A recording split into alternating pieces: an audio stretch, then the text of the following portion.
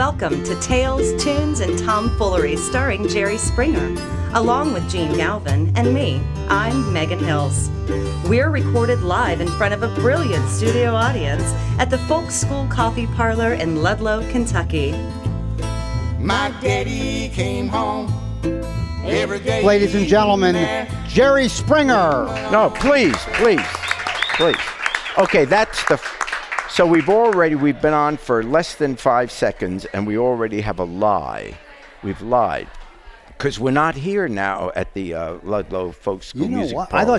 I thought you were going to say we're lying about the fact that you're the one and the only Jerry Springer, but you're keying on the fact that we're not at the Folk School Coffee Parlor where we normally are. Yes, where are we? We're in Covington, Kentucky. Next door to Ludlow. And we're here for a special event, and we have a special guest co-host whom we will introduce in a second. Yes. But this event is benefiting an organization called Renaissance Covington, a wonderful 501c3 whose goal is to refurbish, revitalize a 10-block area in this grand old city called Covington, Kentucky. And it's directly across the river from Cincinnati, and those people in Cincinnati look across, they see the skyline of Covington and vice versa. And this organization, 199C, which on the color chart, I'm told, is the color for red. And that's important because Monday is opening day for, I guess, Major League Baseball across the country. Yes. Right? Used to be that the Cincinnati Reds the Reds used to always would have the first opening day because it was the first professional baseball team. And so that was an honor. But then after a while, I think it was about the time that Marge Schott owned the team and she got in trouble or whatever, and all of a sudden things weren't going so well and TV contracts and whatever, so they started doing other games as the first game. But it used to always be the Reds. So this episode will be a little different. We are going to have a musical guest from Oakdale, California, Willie Tea Taylor, whose new album is Knuckleball Prime, with a couple baseball songs on it. So he will join us in the latter part of this episode.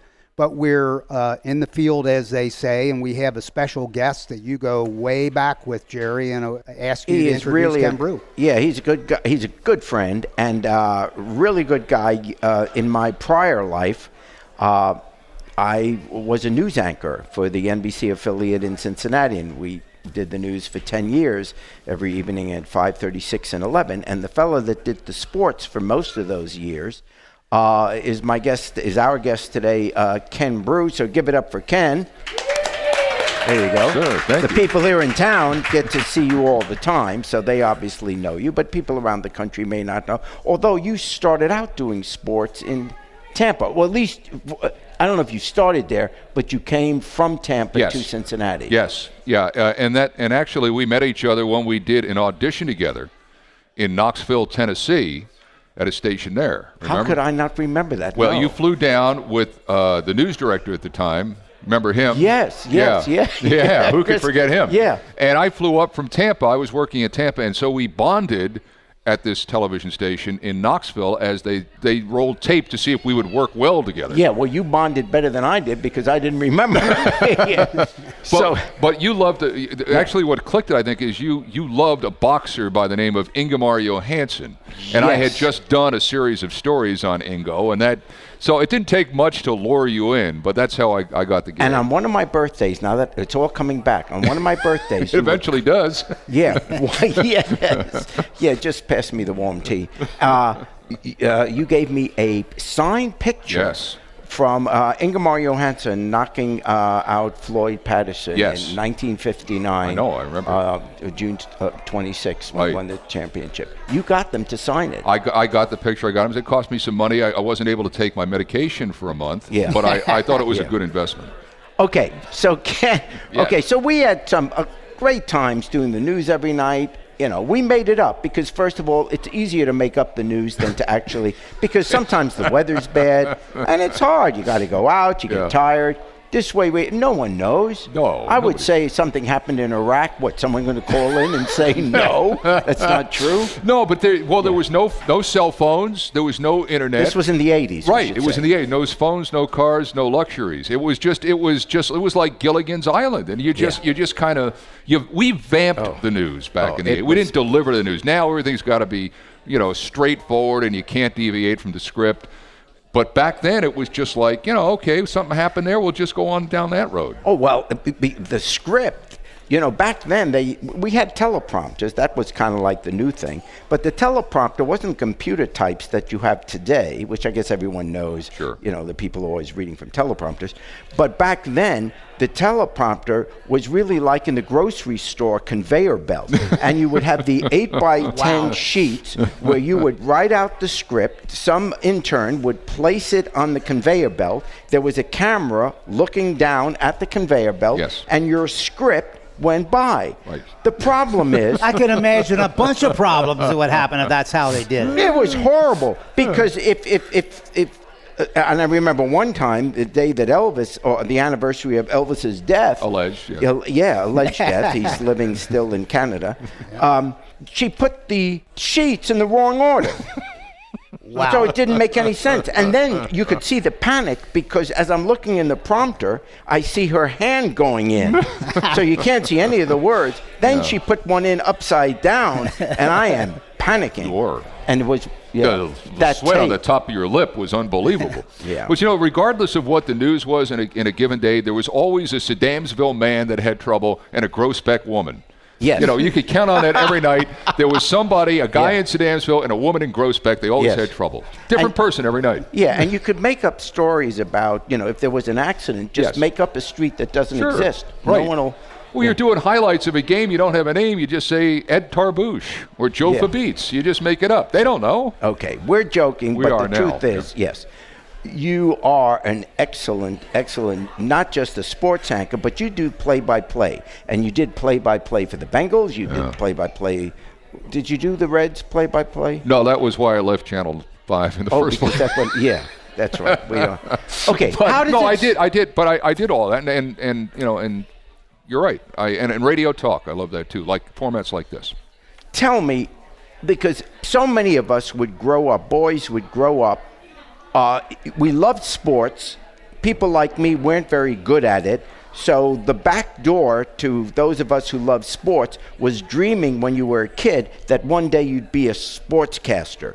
And we all had our idols. I mean, back when I was a kid, I grew up in New York, so it was Mel Allen for the Yankees. It was Marty Glickman doing the New York Football Giants. It was Les Kiter doing the boxing and stuff like that. And you would listen to all this on the radio. And then when all of a sudden we had enough money to buy a television set, we'd turn on the television, turn down the sound, and here we are, 8, 10-year-old kids broadcasting a game into our brand new tape recorders while we were watching. Did you go through Yes. that? Is that how it starts? It did. Well, and you and I share similar backgrounds because I grew up just across the river in New Jersey. Yeah. And so Mel Allen and Red Barber and Marty Glickman and Marv Albert, they were my heroes growing up. And sure, that's what you did. You would turn down the sound. I had my own radio station, WKRB. You couldn't get anywhere except when I opened my mouth. Ken Broo, you're right, You just open your mouth, like you run outside, and you start. And, people looked at you like you were weird, but, those people, they wound up selling insurance, and I had a chance to do what you mentioned, which is just having, a dream come true. And for now, celebrating, if you could say that, 42 years. 42 years. Wow. 42 Good years, for you. yeah. You don't look at, well, you do. Yeah, I do look. Yeah. I do. No. So tell me, all the people you have interviewed, if you had to put one interview on tape, on a video, this is, in your career, this was the one, it was perfect. What, most exciting. What was the most exciting person you interviewed? Donald Trump. Because no, and he just Oxygen. It must have been huge. Yeah, I had to do that. I'm sorry. Yeah. It's tough because if you exist long enough in this business, you interview all the big names. But Muhammad Ali was a great. He came here for the All-Star game in 1988, the card show that they had, or the national memorabilia show that they had at Music Hall. And I remember I interviewed him, and then he ended the interview by looking at me. He says, "You're not as dumb as you look." And I thought, I got that. I'm hanging on to that, because few people say that. Is that on your resume? It might be. Yeah, but hire Ken. He's not as dumb as he looks. That's right. But I mean, but that, in all of our generation, the people that were big names of our generation invariably came through Cincinnati for one reason or another. Joe DiMaggio, I remember interviewing him. Pee Wee Reese, I remember interviewing him about just the whole Jackie Robinson thing and how he helped get Jackie Robinson in, not just into baseball, but to become accepted into baseball. I mean, it was putting a his wonderful, arm around his it was a shoulder. wonderful, wide-ranging interview. But, I mean, the list is endless. It's like, interviewing, dignitaries and heads of state like you've done. To me, it was just every interview like that was a dream come true. What's your favorite sport to broadcast? Hockey. Really? I love hockey. I love. Always did as a kid? It's my. It remains to this day my favorite sport. When I was growing up, I grew up in New Jersey. When I was in high school, I had a season ticket. For the Rangers. For the Rangers. Yeah. And I remember this, a friend of mine would go over. I'd ride over with his uncle and him, and the three of us would go over and see the games and then ride back home. And it was $4 a game. Yeah. And it was the old Garden. 40 games, $4 a game. I had a season ticket for $160. I would caddy during the summertime to earn money so I could get a season ticket. Wow. Oh, is that the best? Was Gump Worsley the goalie back then? Ed Jockman. Oh, so that was after. Steady Eddie, who lives, I think, in Florida, not far from someone else I know that lives in Florida. And next to the if I ever mansion get invited in down, Sarasota? maybe we could all go down and see Yeah, Ed. if you got invited down. Yeah, that's right. Hey, we're not going to be there next week. Be sure you come down. Okay. So, all right. Okay, and of course we both got to know Pete Rose really well being here in Cincinnati. Well, the Big Red Machine, all those guys. Imagine when you had Pete Rose managed the Reds, Sam Weish was the coach of the Bengals. Oh, yeah. You had Pete Gillen at Xavier. You had Bob Huggins at the University of Cincinnati. You were never lost for a quote. There was always somebody saying something outrageous. And Gene, Gene is a fanatical Xavier fan. Yeah. One day he'll get interested in college basketball, but Boom, hey. How does Gene feel about the Xavier player dropping his pants at the local bar here today? One of our guys, you know what I'm saying? Yeah, dropped his pants. Could he be So on JP could we book him for our show? For your TV show. Yeah, that's what I mean. Yeah, so J.P. McCura, who was the sixth man of the year at a bar, Cincinnati bar, did what college kids do. Now he's a fifth man of the year. Allegedly got stone drunk with a fake ID and dropped trowel and spent a night in jail. Yeah. And did they give him trousers there? That's it. If you go to jail, though, you do get trousers. You do get free trousers. Clean. Yeah, they're orange. But Jerry, let me ask you a sports-related question because I know, and Ken Broo knows this, you were a city council member, a candidate for a number of things, won most of those elections, by the way, and was mayor of Cincinnati. And while you were mayor, if my memory is right, I know you came to Cincinnati as and you remain a huge New York Yankees fan. I love the You walked into this event today, and by the way, this event has artwork displayed up and down the walls. A spectacular place, 30 West Pike Street in Covington, if you're ever in the area. And this is a working art gallery. So a bunch of artists from as far away as Turin, Italy, Portland, Oregon, and a lot of more regional people have done artwork stimulated by one thing, a baseball card. Of a Cincinnati Red. Because we're in the vicinity of Cincinnati. And there are fascinating pieces of art here. And I know, and you walked in the door, and the first thing you did was walk over to one of the vendors, and you bought a New York Yankees hat. Yeah. And that made me think of something. You walk into my town, into an art gallery like this, and you turn your back again on the Cincinnati Reds. And it made me think back in 1970-something. You were the mayor of Cincinnati. Everybody knew you really loved the Yankees. Yeah. And to tell the story, and you had a bad day one day at the ball field. I did have a bad day. You tend to be a fan of wherever you grew up. So if you grew up in New York, when I was a kid, you either were a Yankee fan of Brooklyn Dodgers or the New York Giants. And so I was a Yankee fan. And I just loved everything about the Yankees. My favorite player were, Mickey Mantle and Yogi Berra. I couldn't find a woman named Yogi, so I married Mickey. There you go. Which is true. So, but anyway, so there I was. And now I come to Cincinnati. And age-wise, we're the age of the Big Red Machine. Right. We're all in either late 60s or early 70s. So we, hung out a little bit. I won't say we were best friends, but certainly we were friends. But I had to tell the guys, Pete Rose, God love you, or Johnny Bench, the second greatest catcher who ever lived. Which he didn't particularly like. Anyway, the Reds it probably was an exhibition game, because I know in '76 they played the Yankees in the World Series. And the Cincinnati Enquirer ran a headline, Springer, Yankee fan. I'm the mayor of Cincinnati. I'm rooting for the Yankees. I throw out a first pitch. 50-some thousand people boo me. Not smart if you're a politician. But luckily, that wasn't the first thing they remembered about me.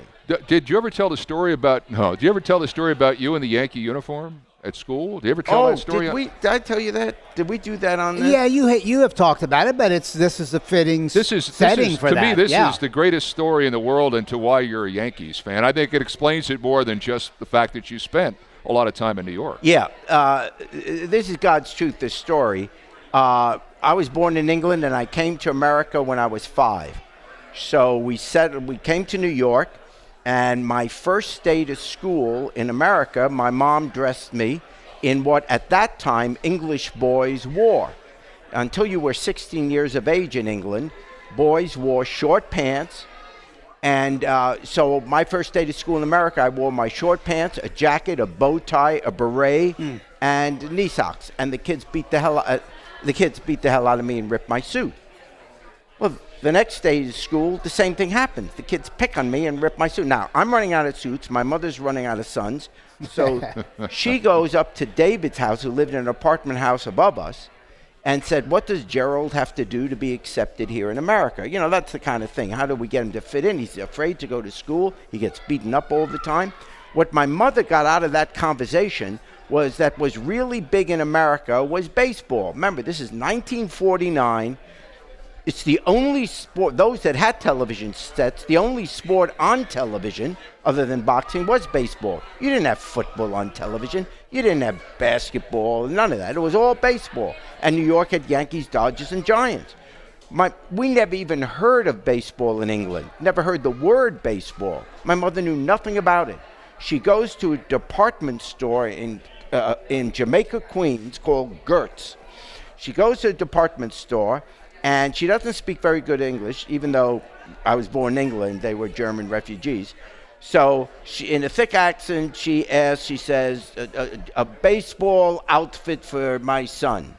And I am your size. There's a little boy standing in front of me, and he's a big Reds fan. He looks like a great player. I'm going to bet he's 7 years old. Yes. Actually, he's 23 years old. And anyway, so she buys me a Yankee baseball uniform. We don't know anything about it. It's a little outfit. She could have bought a Dodger or a Giant. She didn't know. This was the size. She says, Gerald, put this on. You're wearing it to school tomorrow. I put it on. I had no idea. You're a little kid. You put on what your mother how your mother dresses you. I go to school. Not one kid touched me. Nobody beat me up. It was unbelievable. And I couldn't understand this strange American custom that if you put something on, they don't beat you up. And I was you got to put the right thing on, but yeah. And I was afraid to go to school without wearing my Yankee uniform. And every single picture that exists of me in the first or second grade, Miss Leiter's class, every day to school, I wore my Yankee uniform. Every day. I would not go to school. That's good. That is a great story. And that's why I'm a Yankee fan. Well, there you go. See, it more than just living in New York. My acceptance to America. You got a great country here. That's right. It's one of my 5 favorite countries, I'll tell you. Hey, Ken, did you ever do Dream Camp? And Jerry, same question to you. Did you ever do a Dream Camp? And if you did, explain to our audience what that is. Well, it's a chance for middle-aged men Yep. to go cavort with the players that they grew up rooting for. Every major league team has one. They have one that they have Reds Dream Camp. Now it's out in Arizona. It used to be in Florida.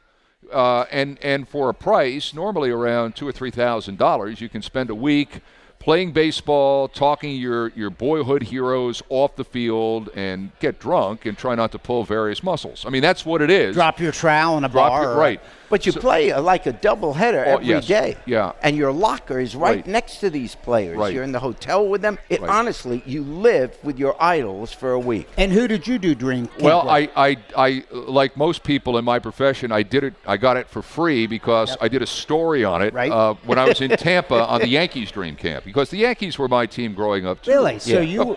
Yeah, well, I mean, at our age, you root for the uniforms, like Seinfeld says. Yeah. Right. But there were still guys alive in 1983 that were my heroes, and this camp was going on in St. Petersburg, Florida, and the station was in St. Petersburg. So I said, okay, let me see if I can't do something on this. It was great. Yeah, was it fun? And it was. There were literally, I would say maybe like at the time there were like 80 or 90 campers, people, and there were literally 50 guys with the number 7 on the back of their jersey. Oh, yeah. In fact, the New York Daily News lined all the number 7s up so they could see all the Mickey Mantles on it. And Mickey showed up, and it was great. Yeah, the year I went in '88. Uh-huh. To the Yankees dream camp To the Yankees as well. dream camp. And everyone in the camp, there were 45 guys in camp, and they split us up into 4 teams, and each team had 2 Yankees playing with them. Everybody in camp, without exception, had a number 7, except me. I had a number 8 because Yogi was my favorite, and Mantle gave me crap like you wouldn't. And Mickey Mantle was there. Mickey Mantle, Whitey Ford, Bill Skowron, Hank Bauer, Johnny Blanchard. What position Ryan did you George. play, Jerry? Catcher. What position did you play? First base. All right, so tell. Because that's what Mickey played late in his career. But you tell about catching the doubleheader. Oh. On the final night of the camp, the campers get to play. They open up Fort Lauderdale Stadium, and which seats about 8,000 people. Mm-hmm. And the campers get to play these legendary Yankees. Well, you can imagine if you find out that Mickey Mantle, Whitey Ford, Yogi Berra, all these guys are going to be playing. Their people came then. It was totally packed. Wow. I mean, standing room only. And we got to play. So the campers did get to have a major league pitcher. The one position that the campers couldn't be his pitcher because you'd be there all day. No control, You couldn't do it. And your arm, whatever. So the campers had Whitey Ford pitching, and I was the catcher. So they announced the batteries. Wow. You know, for the campers, Ford and Springer. Oh, wow. So Whitey's warming up. I'll tell you the night. It was Friday night, April 15th, 1988. You could look it up. Check your calendars. It didn't I'll mean never much to forget you, it. I don't think. No. The best moment I ever had in my life alone. So, there were... Did you drop balls? Did you catch all? Did you catch everything? Let me tell you what happens. Now it's the first inning. Whitey Ford is pitching, and this is 88. Obviously can't throw major league fast anymore, but he could still, for us amateurs, you got to pay attention because he threw it. You had to give him a signal, fastball or curveball, and that's what he threw. And you had to know when the curveball was coming in or you wouldn't be within 10 feet of catching it. So we had the signals. Now, after 2 batters, the entire stadium gets to its feet going crazy out of the dugout. Here comes Mickey Mantle walking to the plate. Unbelievable. I have tears in my eyes. I am physically shaking. This is my whole childhood coming true. I am there, and my glasses are fogging up underneath the mask. Wow, well, that happens. Yeah. And I'm just shaking because I'm picturing when I was a kid playing ball in the house, my mother saying, Gerald, stop throwing the ball against the wall. The whole bit. This was it. Now I'm going to get hurt. So I call timeout. And I run to the mound where Whitey is, and Whitey's still got this thick New York accent. And he says, "What are you doing?" And I said, "I can't stop shaking." And he's standing there on the mound, and I'm going to clean it up because there's a child here. But he puts his arm around me in the middle of the stadium, puts his arm around me like I'm a little child. He says, "Get the blank behind the plate. Mantle hasn't hit in 20 years and he's stone drunk." I said, okay. Boom. Behind the plate, Mickey flew deep to left. Oh, so you got him out. You knew the right pitch. His swing, just the power, the majesty. Yeah. It was, for baseball fans, it was poetry. we don't need to get into the argument who was the greatest player ever and all that. There probably were better players. Oscar Robertson. Yeah. Hey, but when both of you guys hit today, a good fastball's 90 or thereabouts miles an hour. 95 today. What 98. were they? What speed do you think, or do you know, those balls were coming to you two guys when you were in Dream Camp, and could you hit them?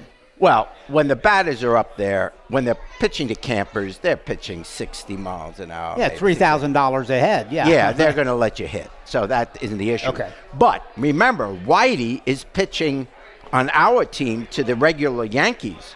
What do you think So- he was throwing to you? 70? 80. Okay. I mean, I had wore a glove under the catcher's glove. Right. And if you didn't catch it right, if you caught it like you're supposed to, it didn't hurt. But, Yeah, it could leave I'm a little just- knot there. Or Yeah, bruise, you felt it. Good You felt it. experience for you too, Ken? and Yeah, you I played? faced a guy. My pitcher was Tom Sturdivant. Oh, Yeah. Tom Sturdivant. Wow. Yes, Yeah. and I think it looked like he was clocking out at 103 when I was Yeah. out there. It was just, but what they grew. I don't know if it was this way with you, but they groove everything. They want Oh, the players. yeah. They want the Oh, players sure. to get a hit. It's batting practice. Right. It's so. I mean, I owned him. Honestly, I hit I hit a 3-hopper to short, and he didn't know what hit him. Yeah, but we had Tom Sturdivant, and we had. I'm trying to think who the other guy was. That was Tom Sturdivant and Turley. Bob Turley. Bob Turley. Bob Turley. He was a little nasty. Bullet Bob. He He could fire it, yeah. And if I'm not mistaken, Ryan Doran was in the camp too. It was just a few years before Ryan passed away, and Ryan couldn't see well when he was, 10. Yeah. Yeah, he has the. We were in Cincinnati. Remember they made that Crosley Field I know. out in the. That's my famous story. They opened the new Crosley Field in Blue Ash, which is a suburb north of Cincinnati, for those of you not here. And it was the 1961 Yankees that came in, or remnants thereof, against the 1961 Reds. Right. And I was the first base umpire. They asked me if I would umpire. I played the game so well, they asked me to umpire. Okay? So Pete Rose is playing for the 61 Reds, right? Yeah. He shouldn't have been, but he was there. Yeah, right. Okay? I mean, he wasn't with the Reds yet, but it's Pete Rose. So Rose hits this ground ball to short, throws to first. He's out by at least 5 steps. I called him safe. Ralph Houck, the manager, charging comes out of the flying dugout. out. This still exists That's because great. I've seen this tape. He comes striking, he's yelling, and veins coming out of his neck. Ralph Houck was a major in the Army, World War II. Yeah. Wow. And he's like yelling, and he's serious. And it finally, when all the expletives were delivered, he says, how could you make that call? I said, because it's Cincinnati and it's Pete Rose. there you go. Back to the dugout. And I'm like walking around saying, I just sent Ralph out back to the dugout. That's a good story. Yeah, but that was That's a big. great They came story. in. They came Oh, in. It I was, and remember. you were catching. Yeah. You were catching Yeah. for the Yankees. Yes. And you threw your glove down in disgust because that exists on the same tape. When I call Pete that's Rose great. safe. Oh, that See, was, these are what I've loved. That's great. Memories is all. They're all I have. Yeah. Ryan Duran Cling to threw 100 miles an hour, but his glasses were so thick. Yeah, they were. That when he came in the 9th inning, because he was the closer, when he came in, his first warm-up pitch always was to the backstop on purpose, which would scare the hell out of anybody stepping into But the it's batter's true. He box. did. Yeah. He did. Did you play, and Jerry, same question to you, as kids, Little League, Knot Hole as we called it in Cincinnati, did you guys play as kids, as a 10-year-old, a 13-year-old? Oh, I did. Yeah, I played coming up. We didn't have Knot Hole on the East Coast. We had Peanut League, Little League, American Legion, all that. yeah. But I started out, my dad actually managed my first team, and the only thing I remember of that is I was playing right field, and I was playing with the grass. Your own dad. Yeah, and the ball went flying over my head, and I was yanked from the game. That's not a confidence. No, builder. there isn't. And I didn't run all that well, so my father in practice would run around behind me with a clipboard, hitting me on the rear end to make me run faster. Yeah. He's 92 now, and Oh, I Interesting. know you. yeah. That's We're great. going to see him next week. But Yeah. but I did. I played all through there, and not well, but well enough to just do something. And Jerry, let me jump in before you go, but in my first game of Knot Hole in Cincinnati, I was so nervous when the coach said Galvin, right field, which is where he was sending me, and I went straight to left field. And he said, Galvin, sit down. I just sort of freaked out. Yeah, I mean, it was like so exciting because for all of us guys, that was playing baseball in America, especially in my era. Jerry, you and I are the same age. Ken's much younger. But so what did you do? Did you play? My first, I started in Little League. And my first team was New York City, Queens, New York, City, I and take Queens, it. in Forest Hills. The team was Coastline Fuel Oil All because every team had a sponsor, Right. and Coastline Fuel Oil was. So right away, I started out with Big Oil. Yeah, right. It was the only Republican thing I ever did in my life. But anyway, and my mother insisted she would only let me play. Now this is because she knew nothing about baseball. Neither of my parents did. So. The reason I became a catcher, she says, Gerald, you'll be a catcher because they wear a mask and the shin guards and the chest protector. And she thought that I'd be safe. That's why I became a catcher and why Yogi Berra became my favorite. Yeah. Little did she know that's the toughest position that you're going to get killed. But she made me a catcher. We were Enterprise Embalming. That's what we were. It was an embalming company that was like in my hometown, and they wanted to get in with the mainstream. So eventually, you need them. So why not get in at the ground level? Yeah. Opening day is for Cincinnatians because, as you mentioned earlier, Jerry, we used to be where it started. Well, we are where baseball started, but we were also where every season opening day kicked off. Even if it was by 2 hours in Cincinnati, that has changed. I remember an opening day, and we were talking about this driving over here, Jerry, and Greg Schran standing in the audience, an old buddy of mine from high school and college days. And we were at a game when it snowed. Before the game, they had the field covered. They pulled the covers off the field. It snowed during the game, and that was reminds us that starting in April, that can happen. And you were at that game as well. I forget the year, 80-something, I suspect. Yeah, I went a whole bunch of them during those years, the opening day. In fact, I would say almost all of them. And I remember the day that it snowed because we always had the Findlay Market Parade in the morning leading up to the Still exists in Cincinnati. Yeah, so we had that, and you'd be in the parade as a politician. You'd be there waving and all that, and then you'd get to sit behind and you see the game. But my memory, more than the snowing opening day, 1974, Vice President Ford. He was still vice president because Nixon didn't quit until August. Right. So Vice President Ford came to the opening game. And the reason he came to opening day in Cincinnati was because that was the game that Hank Aaron hit his 714th home run, which tied the Babe Ruth record at the time. And that was huge. But the big story of the day, you would think that was the biggest thing. My God, Aaron has tied Ruth. He beat him a week later in Atlanta. But the day that he tied him was opening day in Cincinnati, an away game. And the question was, would they pull him from the game after the first home run? Because he wanted to break the record for his hometown fans. Anyway, the big story, though, wasn't that.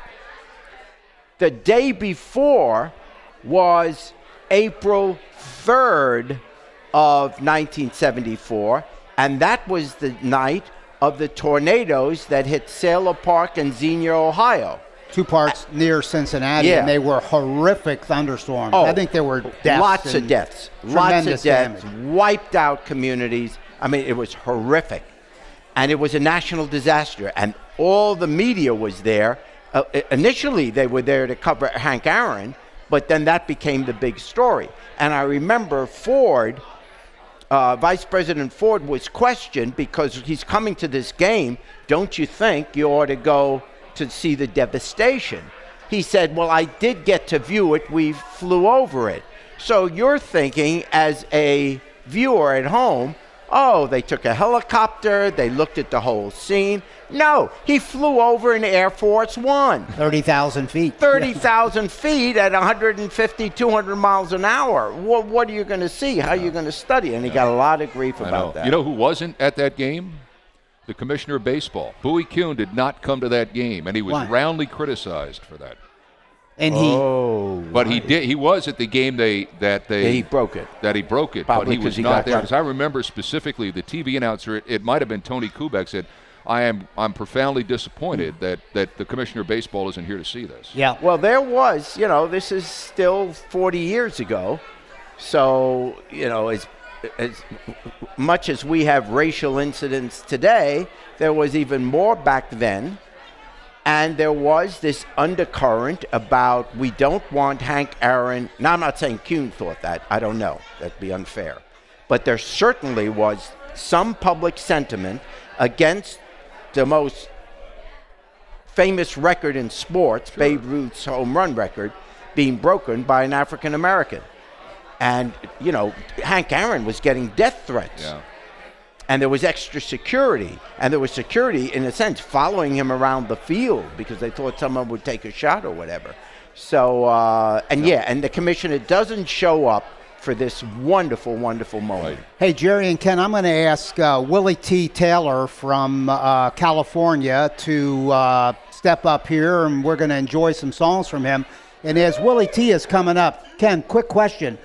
Best opening day memory that you have from various places where you've seen them? Well, it would be my first here in Cincinnati in 1987. I'd never experienced anything like this in life. It is, and for those of you that aren't from the area, not familiar, it is literally a holiday here. There's a parade, kids skip school, businesses shut down, and whether the team is going to be good or bad or indifferent, there's always that kind of atmosphere around here. Yep. It was good This seeing is you. nice seeing you again. Ken. Can I say something about Jerry just for 30 Absolutely. seconds? To a lot of people, he comes off as a two-dimensional figure because television is like that. You don't really get to see that third dimension. You do in situations like this because people can come up and talk to you and everything. But this guy has shepherded this city through so many different things, both as a mayor, both as a councilman and as a news anchor. And what comes to mind immediately is Billy Joel is in concert here this coming Tuesday night. If I'm not mistaken, you correct me if I'm wrong, we had the terrible Who tragedy in this town in 1979, I believe. The next major concert in this town was largely due to this man's work. When he brought the Eagles, he brought Eddie Money in, and I can't figure out who the other... Miller Band. And Steve Miller Band. Yeah. And all of a sudden, it was okay to do those things again. And I only raise that because it's coming up here in a few hours, this concert. But to sit next to this guy for as long as I did, to have him as a friend, and to know what went through this city while he was both as an elected official and as a news anchor, and, what he's done in the wake of that is terrific. It is great entertainment. But this is a guy with great depth, tremendous political convictions, and a he guy cheats that at golf. And he can't golf. He's terrible at golf. But a man that I'm proud to say is my friend, and then we can pick up where we left off all these months and years ago, and it's just like we've seen each other yesterday. You are And that is one great. of a kind. You really are. And Ken Broo, I would just add one thing to that. Jerry and I have been friends as well, and I've tried so hard of late to hang on to his coattails so I can get a dignified retirement. Yeah. That's my goal. Yeah, he's paying me off now, and they're all $1 bills. So. Yeah, there you go. Times are tough. Hey, we're going to turn to Willie Tea Taylor. Let's hear it for Willie T. Hey. Now, if you don't know, and the people in our audience are from the greater Cincinnati area, tri-state area, Indiana, Kentucky, Ohio, but Willie T comes from California. He's well known in the roots music genre, and he has a new album out called Knuckleball Prime, and we're going to ask Willie T if you'll start us off with a song. Well, I'm going to play a song, Knuckleball Prime, which is when knuckleball pitchers hit around 35 to 40, they just become this unstoppable machine, and I just turned 40, so I'm going to try to become an unstoppable machine like a knuckleball pitcher. Never give up. Give me a shot at the title. I'm in my knuckleball prime. My dogs are tired, but they still got fight. I won't hang it out, boys. Not this time. I'm hitting all the corners, gonna shed some light. When she hits that note, boys, and it's all done, in this one. Oh, here I come. It's been a hell of a road, boys. I've had a hell of a time. And all my heartaches, well, they turn to wine. You grab your fiddle, and I'll grab mine. Hand me that pearl, boys, I believe it's time. 'Cause when she gets sad, no, boys, and it's all done. Oh, I'm gonna win this one. Oh, here I come. Give me a shot at the title. I won't let you down. We'll be drinking champagne when I get to town. All these miles, just kissing the wind. Every step of the way, boys, well, it's come to this. And when she gets sad, no, boys, and it's all done. Oh, I'm gonna win this one. Oh, my time has come. It's been a long night waiting on the sun.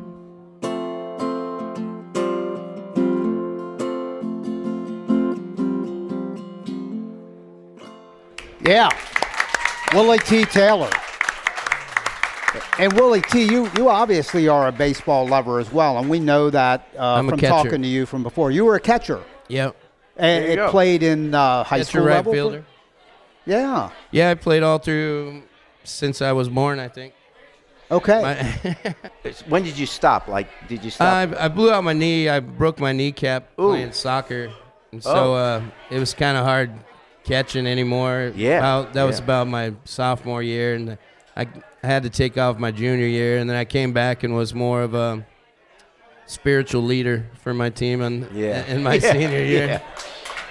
I became the team masseuse and just to be part of I it. wonder if that means he went to a bar, got drunk, and dropped trow. I'm just wondering that. I don't know what's that. Yeah, spiritual leader. He had spirits. He had spirits.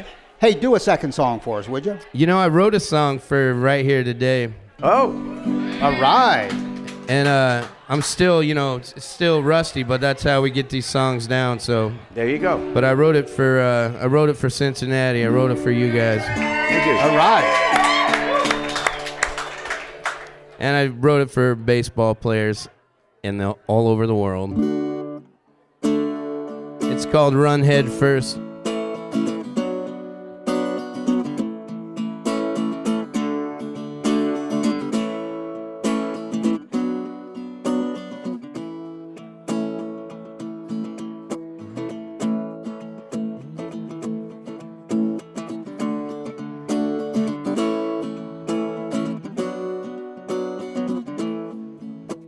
You might find yourself with smoke in your eyes and the fire is dimming.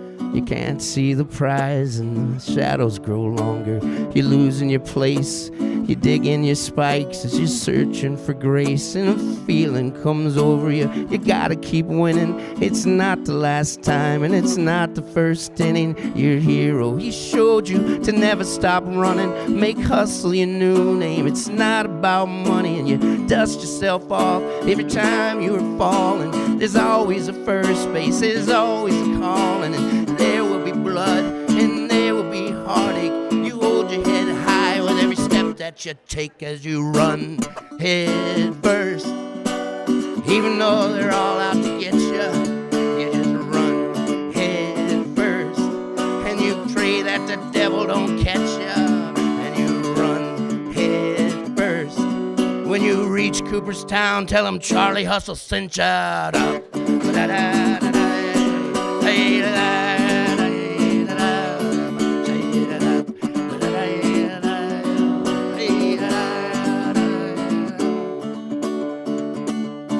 You might have came here with nothing, born with no choice, forced to keep swinging till you found a voice. And the voice, it grew louder from the tiniest whisper to the mightiest roar. Now everyone's listening. Your hero, he showed you to never stop running. Make greatness your new name. It's not about money, and there will be pain, and there will be glory. And you are the one who is writing the story. So prove to yourself with all that you got, you can rise up from nothing to the cream on the top as you run head first. Even though they're all out to get you just run head first. And you pray that the devil don't catch you, and you run head first. When you reach Cooperstown, tell them Joe Jackson sent ya.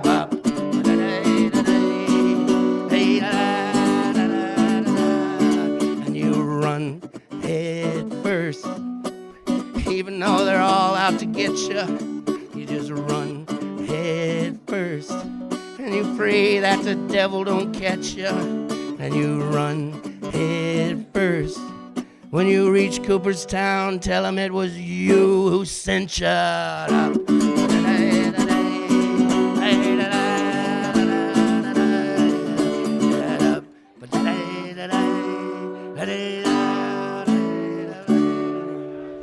Yeah. Bravo! Wonderful. Great. Long live Pete Rose. Great. Willie Tea Taylor. Thank you, Willie. And Willie's performing at an event that follows this here in Covington, Kentucky. If you would mind, would you take us out on Hootie Ledbetter's Irene Goodnight? And Jerry Springer's going to jump in on the second verse, if it's okay. There's a career ender for you. And thanks to Ken Broo, by the way. Yes. Thank you, WCPO Ken. TV in Cincinnati. Sports anchor, old friend of Jerry Springer's. Brew, brew. That was a brew. Well, I'm sitting here with Jerry Springer, and we're geared up for opening day. When Votto hits a walk-off dinger, and the cheers from the crowds, and the Reds win the game. Yeah. Irene, good night. Irene, good night. Good night, Irene. Good night, Irene. I see you in my dreams. Jerry Springer. Oh, sometimes the Reds win some games that please, but oftentimes it's the Yankees. So I'll try sneak out the back door, so you'll forget me anymore. You've been listening to Tales, Tunes, and Tomfoolery, recorded live at the Folk School Coffee Parlor in Ludlow, Kentucky. Thanks to Patrick Kennedy for writing our opening song, and to you for listening. Check out our website at jerryspringer.com. You in my dream. Y'all come back now, you hear? Thank you. Thank you.